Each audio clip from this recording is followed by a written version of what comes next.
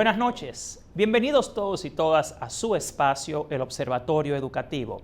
Como cada viernes a las 7 de la noche por Carivisión, exploramos el acontecer educativo dominicano, qué sucede con nuestra educación y qué podemos hacer para mejorarla. En esta noche vamos a tener un programa de análisis, de reflexión sobre nuestro sistema educativo y precisamente algo muy importante, que es la inversión en educación. Por eso, en esta noche, nuestro programa se titula Un 4% sin rumbo ni resultados. En nuestro país, por años, aspiramos a mejorar la calidad de la educación y un componente esencial de esta calidad era realmente el tema de que teníamos muy poca inversión en educación. Por esto, durante años, toda la sociedad dominicana, educadores y el activismo social de nuestro país se dedicó a demandar, a exigir el cumplimiento de la ley de educación, en particular en su artículo 197, que hace referencia precisamente al financiamiento de la educación. Veamos en pantalla explícitamente qué dice esta ley. El artículo 197 de la Ley General de Educación hace referencia precisamente al financiamiento de la educación. Y este establece que el gasto público anual en educación debe alcanzar en un periodo de 2 años, a partir de la promulgación de la ley, un mínimo de un 16% del gasto público total o un 4% del Producto Bruto Interno, estimado para el año corriente, escogiéndose el que fuere mayor de los dos.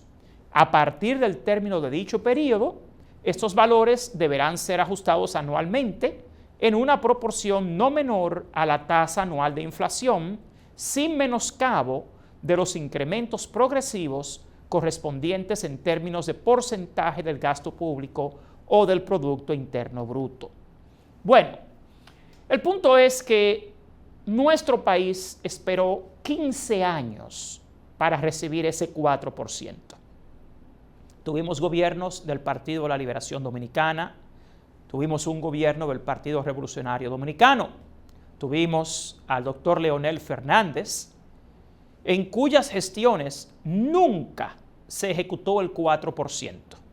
Tuvimos también la gestión de Hipólito Mejía, en cuya gestión tampoco se ejecutó.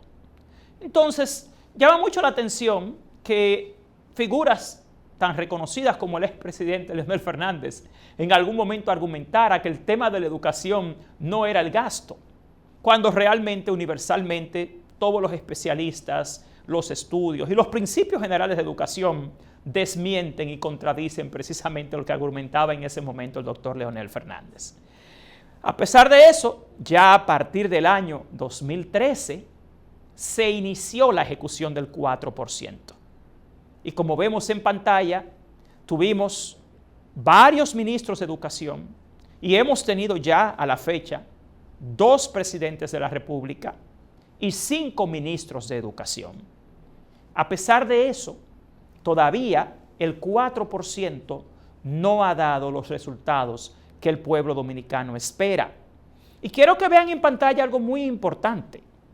Realmente, solamente en el año 2020 se ha ejecutado el 4%, ya que en los últimos 10 años esta ejecución presenta brechas importantes. Igualmente, como pueden ver en pantalla, a esta fecha se supone que la inversión en educación debía ser un 6%. Fíjense que en el año 2013 solo se ejecutó el 3.7%, no el 4%. Igualmente en 2015.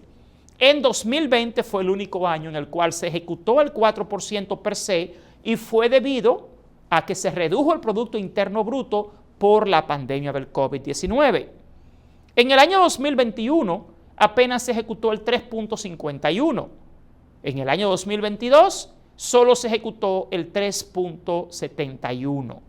Entonces se supone que a esta fecha, en lugar del 4%, nuestro país debería estar invirtiendo el 6% del Producto Interno Bruto en educación. Pero el tema no es simplemente la inversión o el gasto. El tema es los resultados. ¿Se está haciendo un uso productivo del 4% para la educación? Porque nadie duda su necesidad. Todos estamos claros en que en un país pobre como el nuestro, la inversión en educación es indispensable. Y de hecho, insisto, lo que se proyectó en nuestra Estrategia Nacional de Desarrollo al 2030 es que a esta fecha se estuviera invirtiendo el 6% y tampoco eso se está cumpliendo. Aún así, en esta noche vamos a hablar sobre el mal manejo que se ha dado al 4% para la educación pública y cómo este 4%, por su mal manejo, no porque sea una inversión errada, mantiene la educación pública en una situación de crisis. Nuestro país, a pesar de hacer la inversión requerida, tiene una educación constantemente en crisis. Así que esta noche vamos a analizar qué es lo que la lleva a esto. Veamos en pantalla un análisis interesante. Con relación al manejo del 4% y los aspectos ligados a la calidad de la educación, que es lo que no tenemos, los artículos 58 y 59, en varios de sus literales, hacen referencia explícita a lo importante que es el buen manejo de los fondos ligados a la educación. El artículo 58 expresa que la calidad de la educación es el marco de referencia del sistema educativo dominicano, que tiene como función garantizar y eficientizar la eficacia global del sistema. Comprende la evaluación de los procesos, el producto, los insumos, de los servicios que intervienen en la actividad educativa para satisfacer las necesidades de la sociedad. Entonces vamos a ver cuáles de los parámetros determinantes de la calidad de la educación están ligados al requerimiento de un buen manejo del 4% y los fondos que se invierten en educación.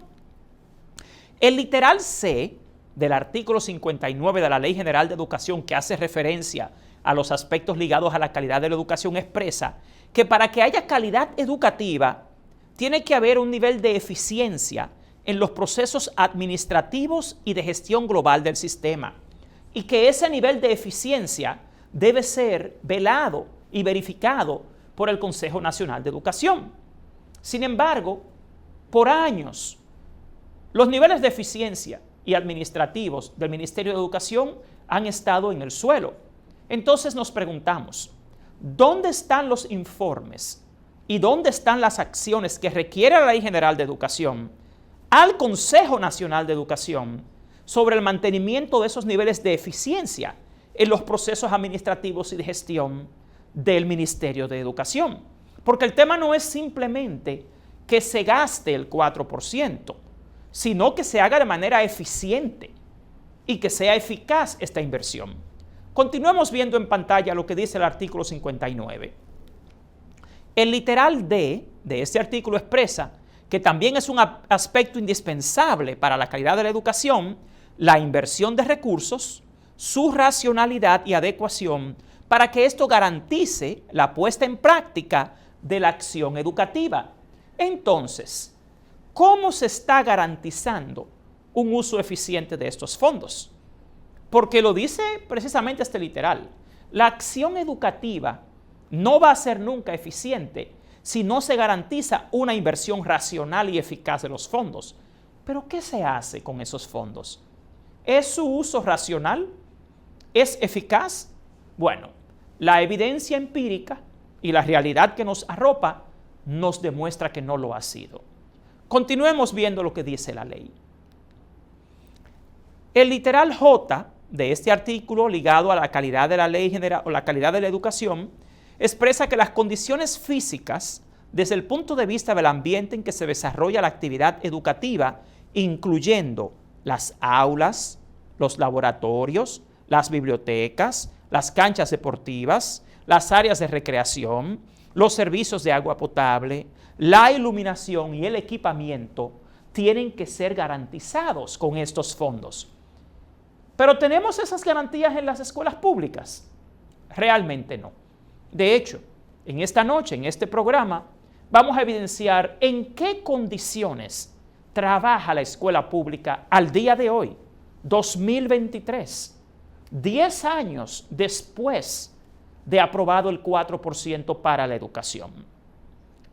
El punto es que los resultados educativos que vemos hoy en día lo expresan las familias, los estudiantes, los docentes, la sociedad civil, no son los deseables, no son lo que nosotros desearíamos tener en nuestro país. Obviamente, se ha manejado muy mal el 4%. Y reitero, a partir de la aprobación del 4%, hemos tenido ya 5 ministros de educación y 2 presidentes de la República. Aún así, al día de hoy, la República Dominicana está en los últimos lugares del mundo en calidad educativa. Y de nuevo, el tema no es simplemente la inversión. La inversión es indispensable, pero también es indispensable, tal y como lo dice la ley, que el Consejo Nacional de Educación, más que servir de un sello gomígrafo para el Ministerio de Educación, fiscalice la ejecución de ese 4% en términos de calidad, no solamente de cumplimiento con las partidas presupuestarias. Vamos a analizar esta noche, uno por uno, algunos de los aspectos referidos por la Ley General de Educación que deben ser garantizados para que haya educación de calidad ligados a la ejecución del presupuesto. Veamos en pantalla. Lo primero que vamos a verificar es si con el 4% se está garantizando las condiciones de enseñanza-aprendizaje necesarias en los centros educativos. Miren la figura que ven ustedes en pantalla. Ustedes ven una maestra en una aula típica de nuestro país. Y ustedes ven del otro lado a unos niños en el patio en tierra. Señores, en la primera figura que está la maestra rodeada de niños, lo que se evidencia es algo muy común en las escuelas públicas: la sobrepoblación. Las aulas de las escuelas públicas dominicanas están sobrepobladas. Son aulas en las cuales, lamentablemente, ejercer una función docente eficaz es casi imposible. De hecho, estas aulas superan lo que es la norma establecida en las bases del diseño curricular dominicano en términos del tamaño del espacio para la enseñanza-aprendizaje y, de nuevo, la cantidad de estudiantes por salón. Es importante recordar, si vemos también en pantalla, que en nuestro país ya tenemos el 65% de las escuelas públicas en la modalidad de jornada escolar extendida. Aquí tenemos más de 1.263.000 estudiantes y tenemos más de 5.000 escuelas en esta modalidad. A pesar de que la jornada escolar extendida, sin embargo, es un componente esencial para mejorar la educación y de que la mayoría de las escuelas están en esta modalidad, todavía, no obstante, no se cuenta con los talleristas necesarios para que ese tiempo en la escuela sea productivo por diseño. Si podemos ver lo que dice en pantalla, el artículo 7 de precisamente la ordenanza que crea la jornada escolar extendida, que fue la ordenanza 01-2014, establece lo siguiente: los centros de jornada escolar extendida en el nivel primario y en el primer ciclo del nivel secundario tienen 4 horas semanales de cursos o talleres curriculares optativos en espacios pedagógicos programados en el horario escolar, donde se propicia a través de las áreas curriculares la ampliación, el reforzamiento y la aplicación de los conocimientos, aprendizajes y las competencias del currículo revisado y actualizado. Señores, sin embargo, a pesar de lo importante y lo necesario que por definición y diseño son los talleristas para la jornada escolar extendida, al día de hoy brillan por su ausencia en las escuelas de esta modalidad. Señores, estamos hablando de 8 años después de haber diseñado la política de jornada escolar extendida. Y quisiera que veamos algo muy importante que poca gente realmente sabe y que ha pensado o que ha podido revisar. La falta de talleristas en la jornada escolar extendida ha provocado más pérdida de clases que 20 huelgas generales anuales en las escuelas públicas. Miren por qué. Si ustedes ven aquí la asignación horaria que tenemos para cursos y talleres optativos, lo que está subrayado en rojo en el cuadro, estamos hablando de 4 horas, 4 horas semanales.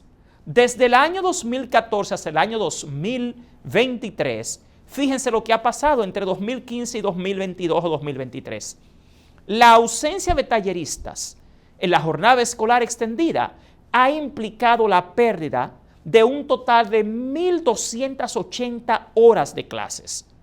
Señores, esto es equivalente a la pérdida de más de 20 días de clases por año escolar.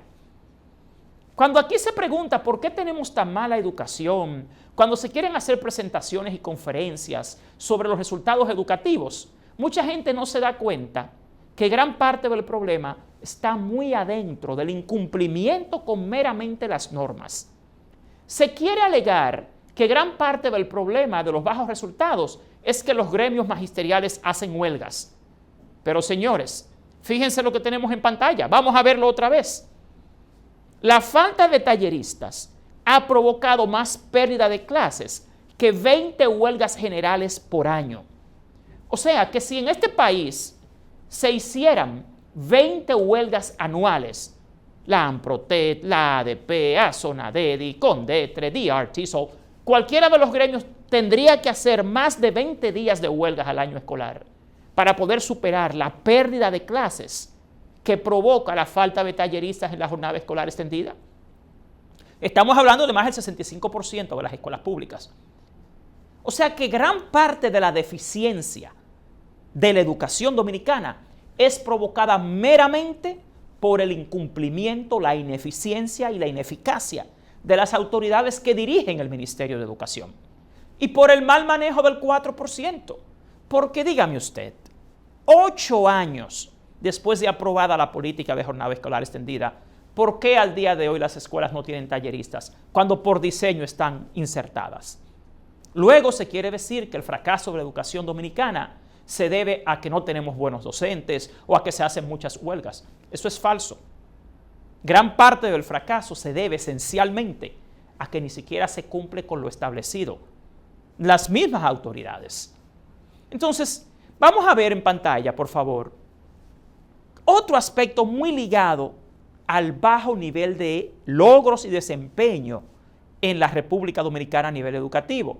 Señores, hasta el año 2022, los estudiantes del nivel primario de la República Dominicana pasaron 15 años sin libros de texto actualizados.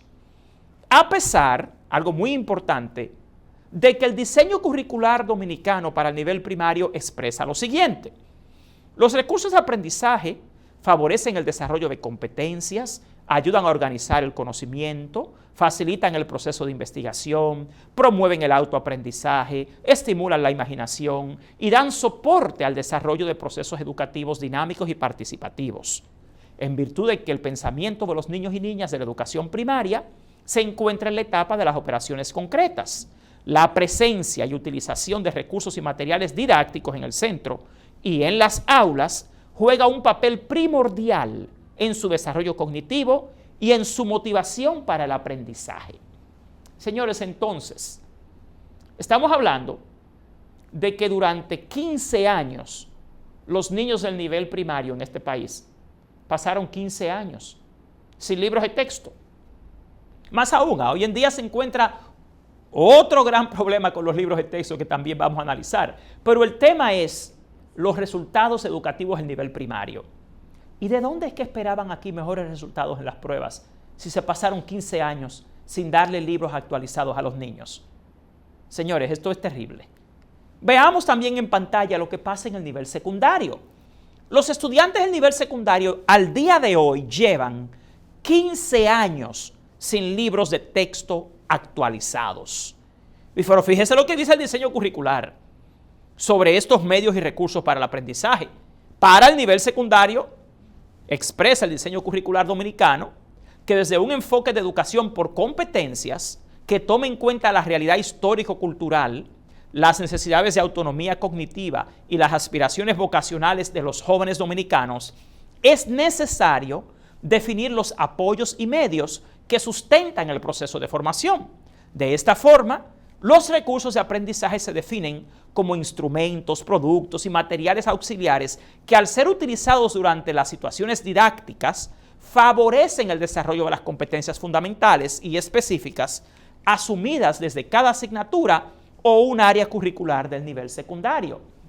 Por lo tanto, señores, por diseño se determina que los libros son indispensables para lograr resultados educativos, pero en la práctica se pasan 15 años sin libros los niños y luego se está buscando el fracaso educativo dominicano en otros lados y luego se les quiere poner a competir con los países más desarrollados del mundo en pruebas internacionales cuando ni siquiera han sido capaces de darle libros actualizados a los niños. Entonces, ¿de dónde vienen esos delirios de expectativas de mejores resultados? Vamos a ver en pantalla esta reflexión. Entonces, si los estudiantes llevan 15 años sin libros actualizados, ¿cómo es que esperan mejores resultados en las pruebas locales e internacionales? Señores, aquí se sorprenden con los resultados de las pruebas PISA. Señores, por favor, ¿cómo es posible que aquí se aspire a que los estudiantes dominicanos, que los que participan en PISA, por ejemplo, son los estudiantes de 15 años, pero si aquí se han pasado 15 años sin ni siquiera darle libros a los niños, ¿de dónde es que aspiran a que los niños puedan competir en las pruebas PISA? ¿Y por qué luego están buscando el problema o quizás la explicación a los resultados de las pruebas PISA por otro lado? De nuevo, esa es una actitud hipócrita y engañosa a todo el pueblo dominicano, porque aquí lo que ha habido es un pésimo manejo del Ministerio de Educación por décadas. Y ahora que tenemos un 4%, es un muy mal manejo del 4% y de los aspectos ligados a la calidad de la educación. Siendo los libros que son referidos como medios y recursos para el aprendizaje tan importantes, aún ahora, después de 15 años de espera, se sigue poniendo en riesgo el acceso a los libros de texto, improvisando. Veamos lo que está pasando actualmente con el tema de los libros de texto. Veamos en pantalla. En 2021, el Consejo Nacional de Educación aprobó 222 libros de texto a favor de 11 empresas editoras para los niveles de educación inicial y primaria, mediante la Ordenanza 03-2021. En ese momento, el actual ministro de Educación expresó lo siguiente en un tuit. El Consejo Nacional de Educación aprobó los libros de texto para el año escolar 2021-2022. Excelente noticia. El ministro en ese momento no lo era, pero era parte quizás del Consejo Nacional de Educación. Expresó que el texto es fundamental para garantizar que el proceso educativo se realice conforme al currículo establecido. Buenos textos y mejores docentes son claves para una educación de calidad. Ángel Hernández, en junio de 2021, publicó esto en su cuenta. Sin embargo, continuando, en 2022, el Consejo Nacional de Educación aprobó 180 libros de texto a favor de 14 empresas editoras para el nivel de educación secundario, en este caso mediante la Ordenanza 01-2022. Durante 2021-2022, contando con un total de 402 libros de texto aprobados, el MINER realizó 2 procedimientos de contratación pública, en los cuales adquirió libros de texto por un monto total de más de 3.888 millones de pesos. Estamos hablando de hace 2 años apenas. A partir de esas adquisiciones, en febrero de 2022, el MINER inició la entrega gratuita de 9.167.950 libros de texto para los niveles inicial y primaria. A la fecha, el MINER no ha entregado los libros de texto para el nivel de educación secundaria, cuyos estudiantes no reciben libros actualizados. Realmente los estudiantes de secundaria no reciben libros desde hace 15 años, actualizados al currículo actual. Entonces nos preguntamos, si hace menos de 2 años el Ministerio de Educación adquirió más de 9 millones de libros para el nivel inicial y primario, gastando más de 3.888 millones de pesos, ¿Cómo es que ahora se quiere tirar todo eso a la basura y hacer libros nuevos? Continuemos viendo lo que dice en pantalla. En agosto de 2022, Ángel Hernández fue designado como ministro de Educación. Anteriormente, Hernández fungía como asesor del Poder Ejecutivo en materia de educación. Veamos lo que pasa entonces. Un mes más tarde de ser asignado ministro, Ángel Hernández publicó en su cuenta de Twitter: estamos trabajando para garantizar un correcto regreso a clases para nuestros niños y niñas, para que ellos reciban una educación de calidad en un ambiente seguro y de bienestar. Abro hilos sobre lo que el Ministerio de Educación está haciendo para garantizarlo. 1. Disponemos de todos los libros de texto para los diferentes niveles y grados. O sea, el ministro apenas en agosto de 2022 declaraba que el ministerio disponía con todos los libros de texto. O sea, el mismo ministro que hoy dice que hay que hacer otros libros porque esos no sirven. Entonces, si hace, señores, menos de un año, se declaraba que contábamos con todos los libros de texto para inicial y primaria, ¿por qué ahora se está cambiando de curso? Si este país ya gastó 3.800 millones de pesos en adquirir hace menos de 2 años más de 9 millones de libros, ¿por qué hay que tirar todo eso a la basura? Sigamos viendo en pantalla. Solo 3 meses después, el 12 de diciembre de 2022, el Consejo Nacional de Educación emitió una ordenanza denominada 03-2022 sin previa consulta pública. Y en esta ordenanza, el Ministerio y el Consejo Nacional de Educación crea una unidad editorial del MINERT e instruye la preparación de libros de texto de propiedad estatal.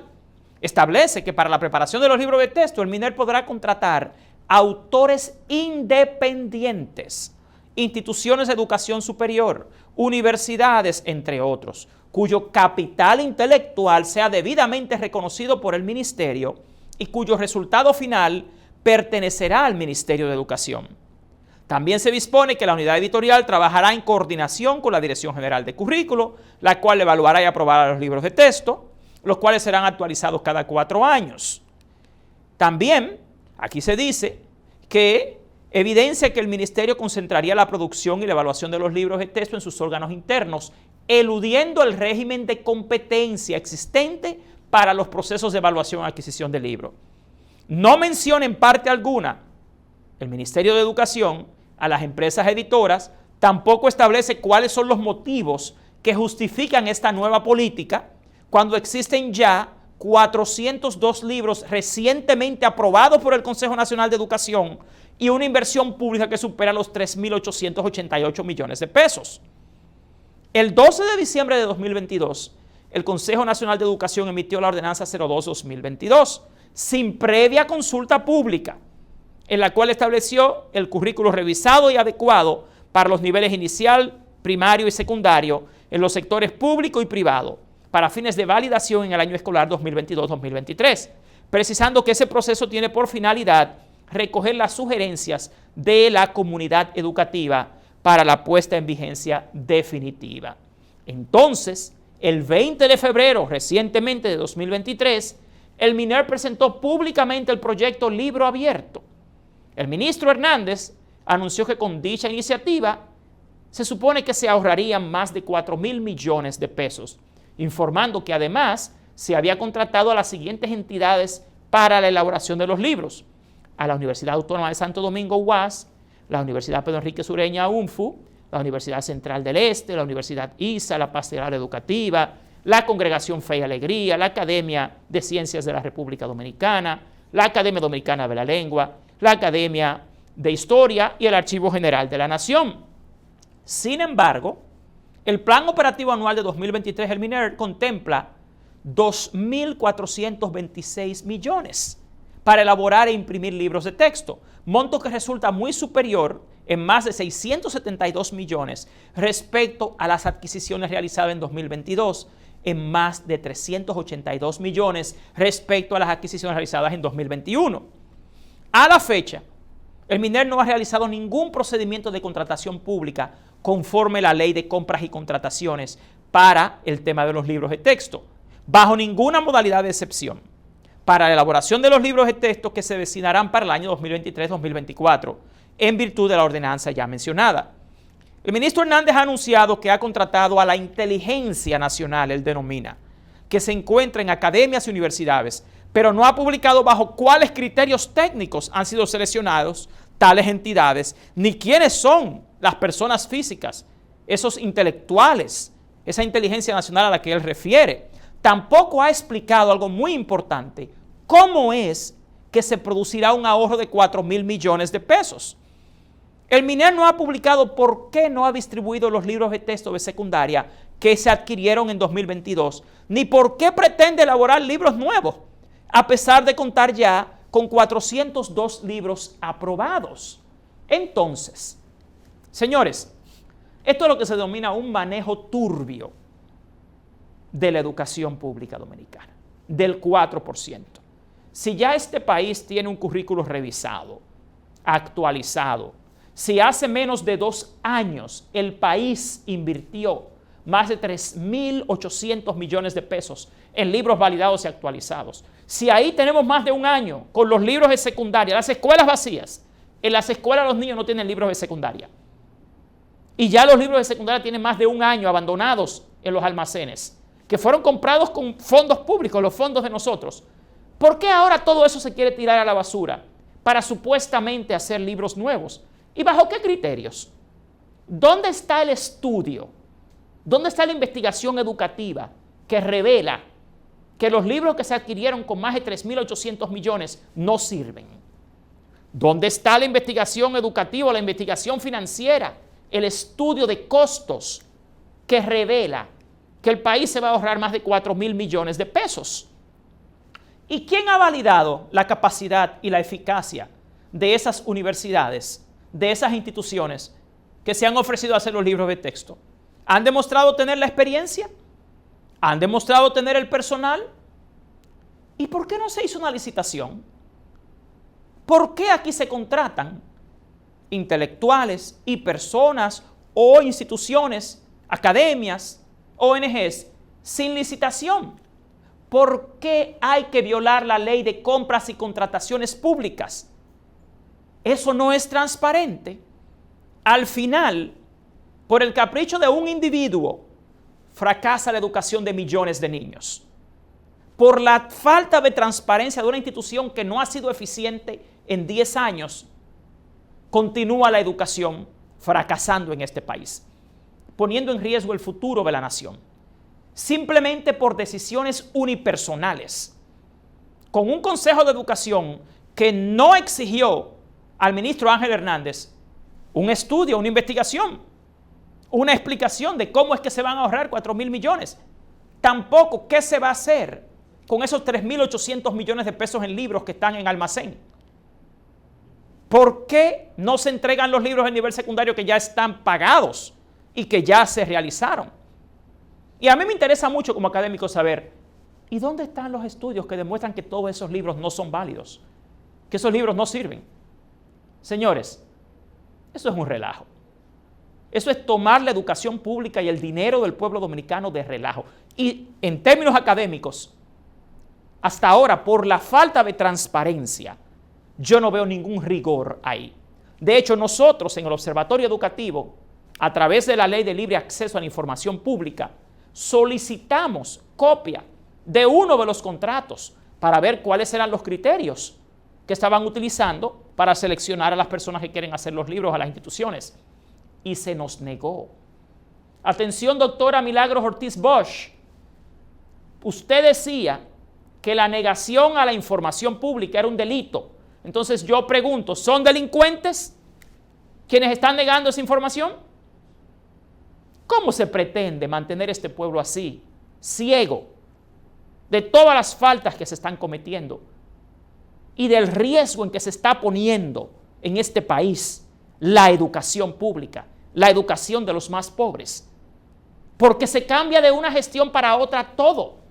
Aquí se olvidaron del concepto, del principio de la ley de administración pública que habla de la continuidad del Estado. Hace menos de 2 años gastamos 3,000 millones de pesos en libros Y llega un nuevo ministro y dice que no, que eso no sirve, vamos a hacer otros libros. Y que ya no son las editoras, que van a ser las universidades. Con un serio conflicto de intereses.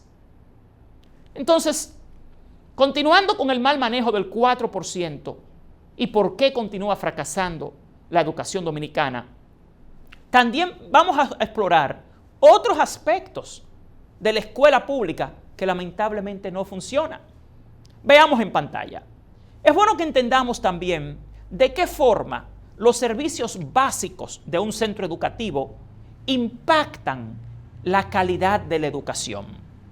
Señores, en las escuelas públicas dominicanas, al día de hoy, a pesar del 4% por la educación, todavía tenemos problemas de agua, de electricidad. Veamos en pantalla estas estadísticas que nosotros hemos recolectado por varios años.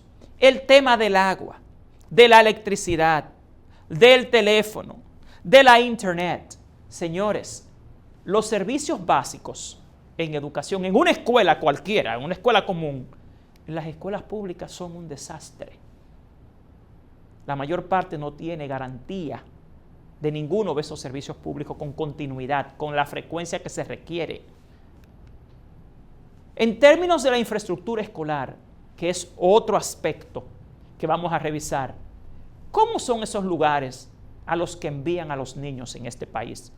Que quieren llamar escuelas, porque en mi opinión, yo insisto, yo no las puedo llamar escuelas. Yo soy director de una escuela, de un centro educativo internacional, y mi labor, además de la parte de la enseñanza, es también la acreditación internacional de centros educativos. Y yo, como acreditador internacional de centros educativos, les puedo decir que para que una escuela pueda ser denominada tal cosa, debe cumplir mínimamente con condiciones de servicios básicos y de infraestructura. Lamentablemente en nuestro país, las escuelas públicas no cuentan con esas condiciones. Yo las podría llamar guarderías, yo las podría llamar centros de contención o centros de concentración, pero por favor, escuela. Solamente hay que leer el manual operativo de centro educativo público. Le exhorto a todos los que ven este programa a que descarguen de la internet ese manual que le dice con qué debe contar mínimamente una escuela y hagan ustedes su propio juicio. Veamos en pantalla. Fíjense en algo. El diseño curricular dominicano define lo básico en términos de infraestructura y de espacios de aprendizaje para que estos sean atractivos e inclusivos. Y estoy hablando del diseño curricular dominicano. Este reza que un centro debe tener una biblioteca general para toda la comunidad educativa, con un bibliotecario o docente que, articulado con el profesorado, promueva la cultura lectora, la investigación, el amor por la lectura, que motive y oriente a los niños y a las niñas en las estrategias de búsqueda de información y en el cuidado de los libros. Pero además de aulas, la escuela deberá contar con espacios y equipamiento adecuados para los distintos servicios que ofrece, tales como áreas de recreación y deportes, bibliotecas, laboratorios de ciencia, enfermería, salón de profesores con acceso a computadoras personales e internet, oficinas para el personal directivo y de orientación, salón multiuso para reuniones y celebraciones, áreas de circulación, cocina y dispensa equipadas para el almacenamiento y preparación de alimentos y un entorno inmediato libre de situaciones de riesgo y perturbaciones. Pero yo les invito a que vayan a una escuela pública común de este país a ver si cuentan con todo esto. Entonces vuelvo al tema de la hipocresía. Aquí se vive cuestionando que no tenemos buenos resultados educativos y se vive exigiendo que se logren las metas del diseño curricular dominicano. Pero esos lugares a donde envían a los niños y a los profesores no cuentan con esas condiciones. Y de nuevo se incurre en una hipocresía mayor. Se incurre en estar diciendo que tenemos un currículo sociohistórico, sociocultural, socioformativo, constructivista. Señores, para que esa teoría del aprendizaje, ese paradigma educativo se dé, las escuelas deben tener mínimamente esas condiciones. Y no las tienen. Veamos en pantalla. En términos de infraestructura, La mayoría de los centros educativos aún no cuenta con espacios adecuados fuera del aula para promover y apoyar los aprendizajes. Las bibliotecas, los salones de multiuso, los laboratorios. Ay, señores, yo quiero que ustedes vean esos laboratorios, esas bibliotecas. Usted sabe la cantidad de escuelas públicas en este país que ni siquiera tiene salón para profesor, y mucho menos aire, internet o computadoras.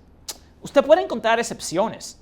Usted se va a algunas escuelas de monjas o de curas o de ONGs que cooperan, pero la escuela promedio dominicana no tiene esos espacios garantizados, que es donde está el gran número de estudiantes pobres de este país. Entonces la pregunta es, ¿cómo se exige tanto resultados cuando con ese 4% se da tan poco? No porque los fondos no sean suficientes, sino porque no saben ejecutarlos eficientemente. No hay eficacia, no hay eficiencia en el gasto del 4%. Teniendo tanto dinero, las escuelas ni siquiera pueden ser llamadas tal cosa, porque no cumplen con los requerimientos básicos de un manual operativo que se ha creado para la gestión de centros educativos públicos. Esos espacios no existen. Continuamos viendo en pantalla. El tema del patio y de la cancha. Señores, para que un currículo sea sociohistórico, socioformativo, sociocultural, constructivista, esos espacios abiertos deben estar muy bien higienizados, deben estar muy bien decorados, deben estar muy bien mantenidos para que sean inspiradores, para que sean motivadores.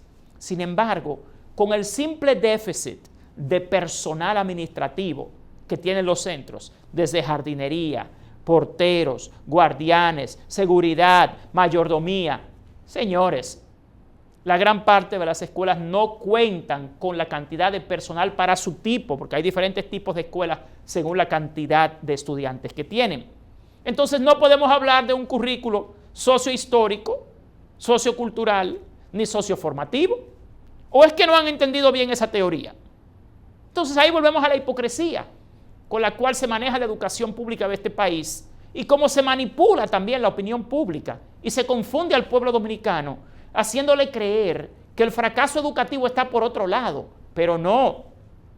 Si ustedes quieren saber si las escuelas públicas están bien equipadas y son lo suficientemente cómodas y adecuadas, averigüen si algún funcionario público de este país de nivel envía a sus hijos a una escuela pública, a sus hijos, a sus sobrinos, a sus nietos. No, a las escuelas públicas no. Entonces, ahí tenemos que ser honestos, como siempre, en todo. Continuando en pantalla, otro aspecto muy importante que ha sido extremadamente descuidado es el de las políticas de equidad en los centros educativos públicos.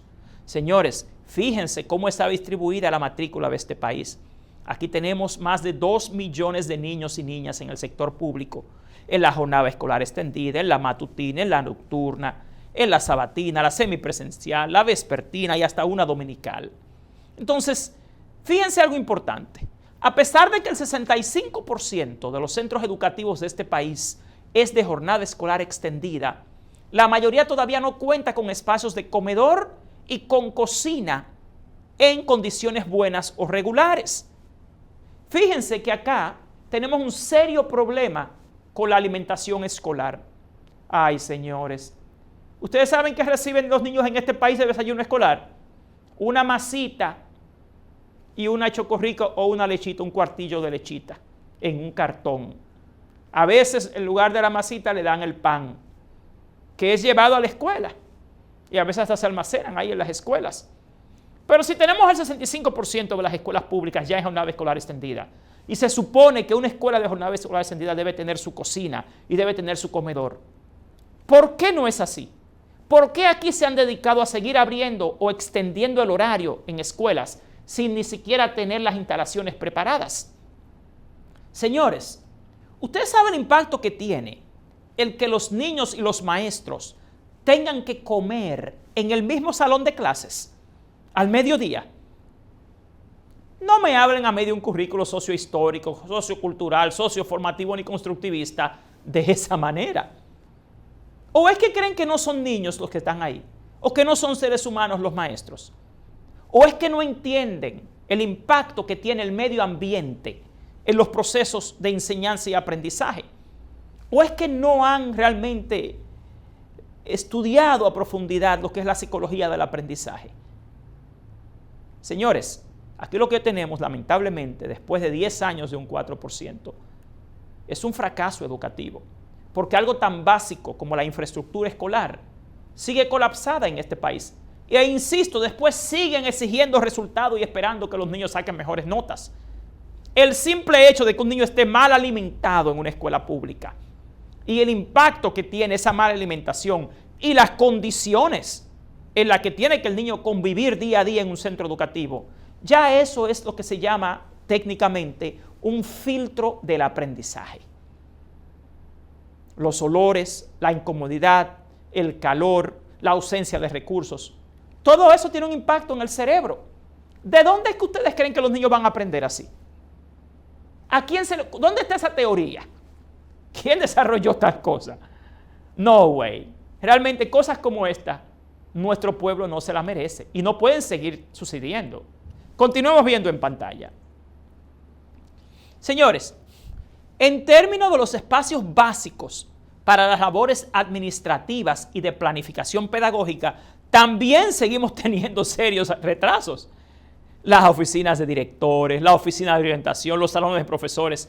Ay, señores, miren, yo he ido a varias escuelas públicas a hacer investigación de muchos amigos que son directores y realmente a mí me da pena.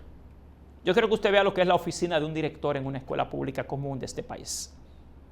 Yo creo que ustedes vean qué es lo que ellos quieren llamar un salón de profesores, que muchas escuelas ni siquiera lo tienen. Quieren hacer grupos pedagógicos, quieren hacer actividades pedagógicas y no tienen ni siquiera el espacio adecuado para esto. Yo no sé si es que creen que el cerebro humano funciona en condiciones extenuantes, porque en la investigación científica que yo manejo y he leído dice todo lo opuesto, que para que un cerebro sea productivo tienen que darse condiciones mínimas conducentes a la producción intelectual y también en los niños para el aprendizaje. En la situación en la cual se encuentra la mayoría de las escuelas públicas de este país, eso no es posible. Así que yo no sé de dónde de nuevo que están esperando estos supuestos resultados educativos en el país. Veamos a continuación. También hay, señores, los baños. Ay, Jesús. Miren, una gran parte de las escuelas públicas no tiene condiciones adecuadas para brindar servicios básicos y los baños y la ventilación son usualmente deficientes. Fíjense algo, cuando a mí me contratan para evaluar un centro educativo, el primer lugar que yo evalúo es el baño. Y si no tiene las condiciones de sanidad, lamentablemente no pasa para acreditarse como un centro educativo moderno e internacional. En las escuelas públicas de este país, la gran mayoría ni agua tienen los baños. Por no hablar de jabón, no hablar de toallas.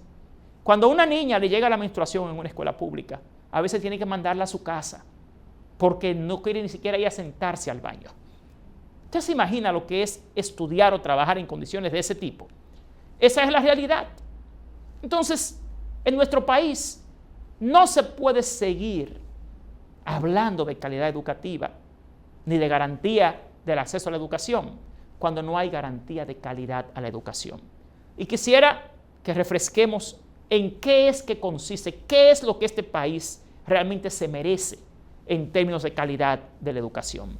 Veamos en pantalla. La gestión gubernamental central es la responsable de garantizar calidad de la educación. Pero para que esta calidad se dé, tienen que haber políticas educativas y políticas sociales conectadas, interconectadas. Y quiero aclararles algo. Las políticas educativas no es lo que se escribe y se pone en un papel. Las políticas educativas es lo que se hace día a día. Tiene que haber un marco conceptual en lo cual se base la acción.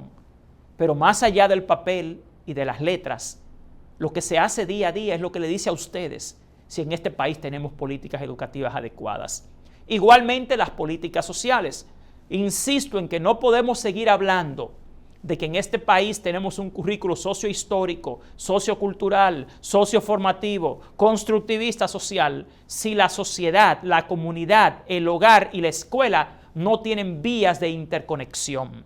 Lamentablemente, la escuela pública dominicana al día de hoy no contiene políticas sociales y educativas que interconecten la escuela con el contexto familiar y social. El compromiso educacional de la familia y social tampoco es trabajado a través de políticas sociales conectadas a la escuela. De esta forma, lamentablemente, no sé de dónde es que esperan mejorar los hábitos y destrezas estudiantiles. Por lo tanto, la gestión institucional del Ministerio de Educación lo primero que debe garantizar es que hayan políticas educativas y sociales interconectadas. Y si lograra esto, que no lo ha logrado, entonces tiene que pasar a otro gran punto en el cual se ha fracasado, y es en la gestión. Nosotros sí tenemos un currículo planificado y se alega que es pertinente y relevante, aunque a cada rato viven revisándolo y modificándolo, que también tiene su validez. Sin embargo, una cosa es lo planificado y otra cosa es lo logrado. ¿Por qué seguimos sin una calidad educativa? Porque lamentablemente en términos de la gestión de los recursos humanos, de la gestión de los recursos financieros, fíjense cómo están jugando con el 4%, de la gestión de la planificación y el desarrollo, fíjense que cada ministro viene con un nuevo plan. O sea que yo no sé cómo es que gestionan a largo plazo, que es lo que manda la ley. La gestión de la calidad y el rendimiento. ¿Cómo puede haber calidad y rendimiento en educación si ninguno de los anteriores es eficiente? La gestión técnico-pedagógica. Pero lamentablemente, señores, un profesor en términos técnicos y pedagógicos, ¿qué va a lograr en escuelas de esa naturaleza? Ustedes pueden traer profesores de Harvard, pueden traer profesores de Finlandia, y en las condiciones en que se trabaja en las escuelas públicas dominicanas, no es verdad que se va a lograr calidad.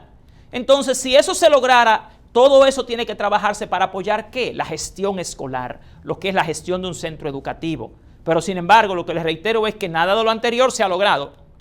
Si la escuela entonces pudiera gestionar eficazmente, ahí podría tener un efecto en el desempeño del docente y ese buen desempeño podría lograr un currículo eficaz. Y de esa forma es que se tiene lo que se llama calidad educativa.